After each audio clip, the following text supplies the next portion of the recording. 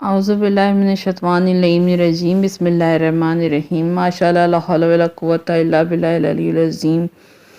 رجب اور شعبان رمضان تین وہ بابرکت مہینے ہیں جہاں پر ہمارے نفسوں کی پاکیزگی کا جو ہے ہمیں ثبوت ملتا ہے، اور ہمارے نفس پاک ہوتے ہیں، توبہ ہماری قبول ہوتی ہے دعاؤں کے لیے، حاجات کی روائی کے لیے، اور اپنے آپ کو جو ہے ہر طرح سے نجاستوں سے پاک کرنے کے لیے، اپنی روحانیت میں اضافہ کرنے کے لیے یہ تین مہینے ہمارے لیے بہت کمال کے مہینے ہیں، خاص طور پہ رمضان کا، جس میں رجب کے مہینے سے ابتدا ہو جاتی ہے، جہاں پر اگر ہم دعا مانگیں تو دعائیں مستجاب ہوتی ہیں، کوئی عمل کرنا چاہیں تو ہمارے عمل جو ہے قبولیت تک پہنچتے ہیں، اور اسی عمل میں سب سے اہم رجب کے مہینے کا جو عمل ہے وہ عمل داؤد جو ہے وہ حاجات کی قبولیت کے لیے بہت زیادہ اس کی اہمیت ہے، کیونکہ امام جعفر صادق علیہ السلام سے منقول ہے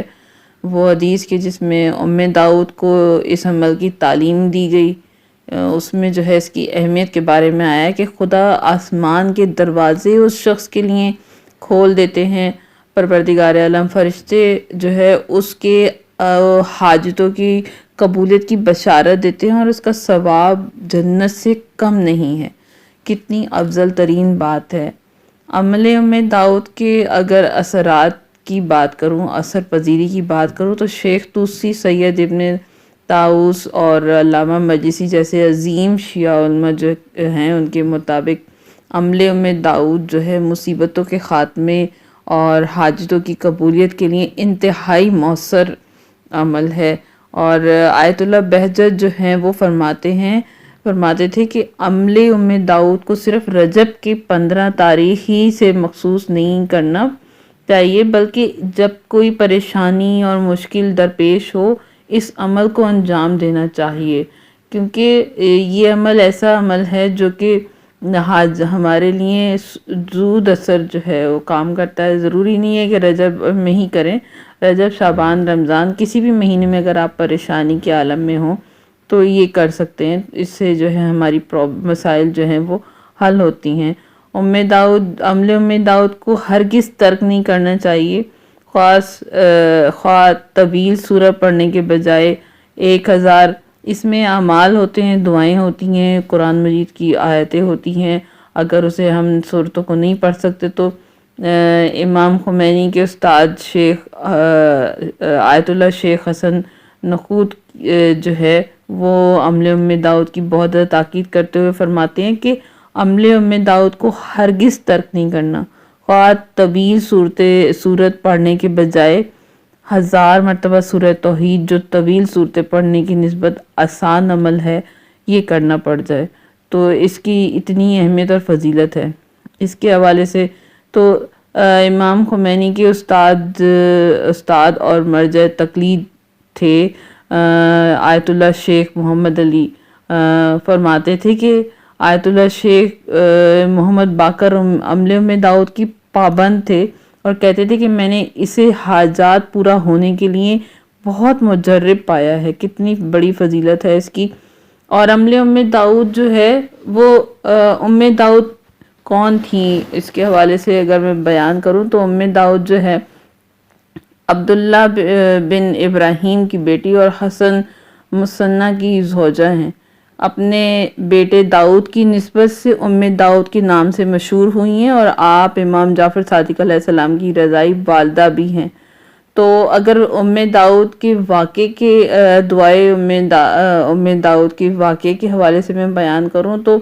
عمل داؤد کا واقعہ جو ہے وہ اس طرح کچھ نقل ہوا ہے کہ جس کا خلاصہ اس طرح ہے کہ داؤد کے بیٹے جو ہے وہ داؤد جو ہیں ان کو عباسی خلیفہ منصور کے حکم پر گرفتار کر کے عراق لے جایا گیا، جس کے بعد مدتوں ان کے بارے میں کوئی اطلاع نہیں ملی کسی کو بھی۔ داؤد جو ہے اپنے بیٹے کی رہائی کے لیے کافی دعائیں مانگتی رہیں، کافی دعائیں کرتی رہیں، کافی استغاثے کیے، اور مختصر لوگوں سے